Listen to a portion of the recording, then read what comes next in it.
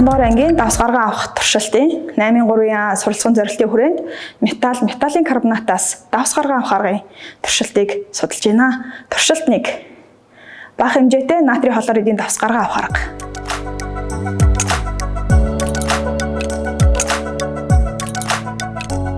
За туршилтанд хэрэглэгдэхүүн, штатив, бэхлүүр, за юулуур, ууршуулагч аяга, спиртендийн, за мөн шилэн аяга хэрэглэгдэх нь хуруу шилний тавиур, хий дамжуулах хоолой бүхий хэрэглэгдэнэ.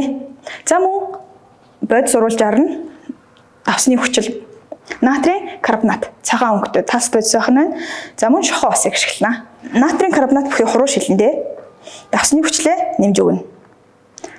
Хий дамжуулах хоолой үзүүрийг кальцийн шохоо ус бүхий хуруу шилэндээ хийж өгсөн байна. За хий ялгарч дуусгаа болох хүртэл урвал явагдаж дууссан гэж үзэх нэ. За хий ялгарч байгаа нь харагдаж байна.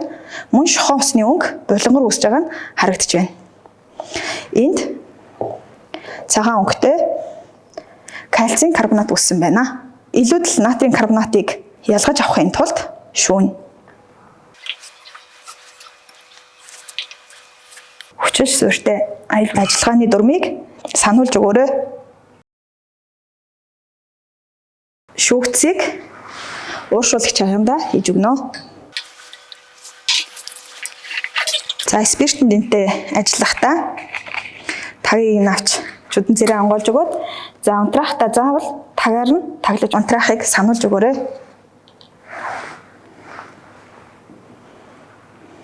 За урш хузагдал явагдаж байгааг илүү тод харуулахын тулд юулюрийг ашиглаж байна.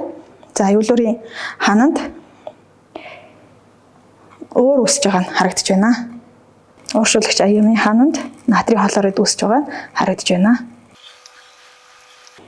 За мөн юулюр нь үүсэж байгаа давс цацрахаас бас хамгаалж өгнө.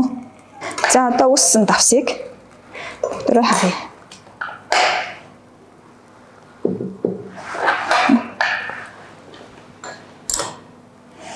За ууршуулагч аргыг ашиглаад үүссэн давс нь ханд үүссэн.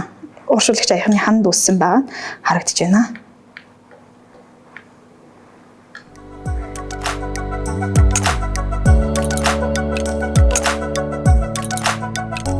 Сайн байцгаана уу? 8 дугаар ангийн 3-ын А металлын карбонатаас давс гаргаа авах суралцсан зорилтын хүрээнд цэсийн карбонатыг хөрийн хүчилтэй харилцан үйлчлүүлж хэмжээний цэсийн сульфатын давсыг гаргаа авах туршилтыг хийж гүйцэтгэх гэж байна.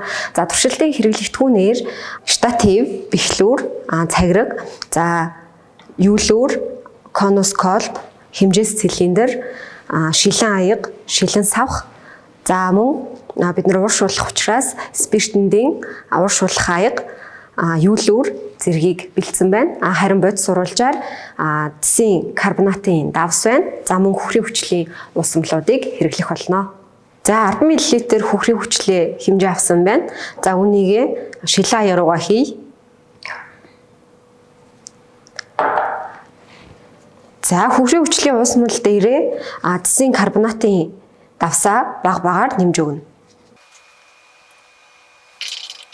За уруулаас хий ялгархаа болох хүртэл нь цэсийн карбонатаа нэмж өгөх ёстой.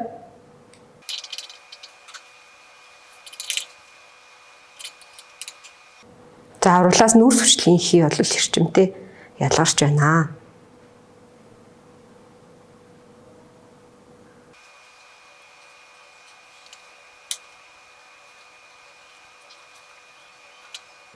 За ингээд цэсийн карбонатаа нэмэхэд хий ялгарахгүй байгаагаас харахад цэсийн карбонат нь доороо тунаж илүүдлэр үүссэн байна. За одоо энэ илүүдэж байгаа цэсийн карбонатаа шүүж авъя.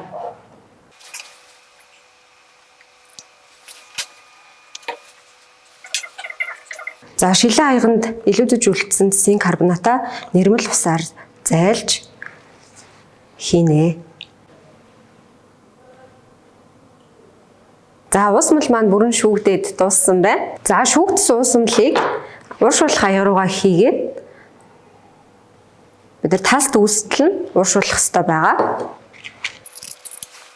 За давсны талст үсрэхээс сэргийлээд за мөн урш хүзэгдлийг харахын тулд дээр нь юулуур ингэж хөмөрж тавина. За тэгэхээр бүрэн уршуулахгүй бөгөөд уусамлын дээгүүр давсны талст үүсээд эхэлмэгц халаалтыг зогсоож огцом хөргөх ёстой байгаа.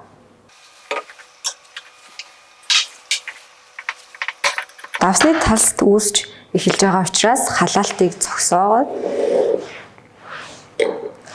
за тэгээд уусамлыг огцом хөргөх ёстой байгаа.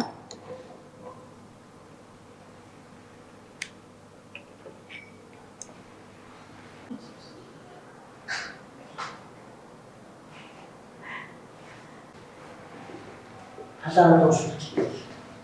Тэгэхээр зэрэг нөө арга нь биш, талст нь биш. Харин Том уушруулсан. Ой, завсартны нөгөө туршилтын. зя.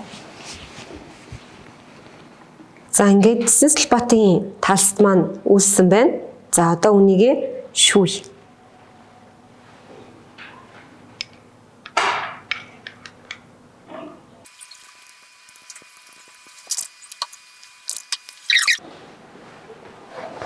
За шүүгдэж дууссан байна. За үүссэн Синслбатынхаа давсыг гаргаж ирж харцгаая.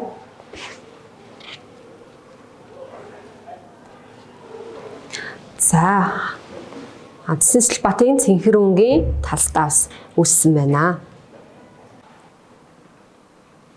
За эдгээр туршилтуудыг 7 дугаар ангийн холимгийг ялган салгах арга урлагийн өвгөн тэгштгэлийг бичих. За 10 дугаар ангийн давс гараа авах зэрэг хичээлүүдтэй холбон зааж болох юм аа.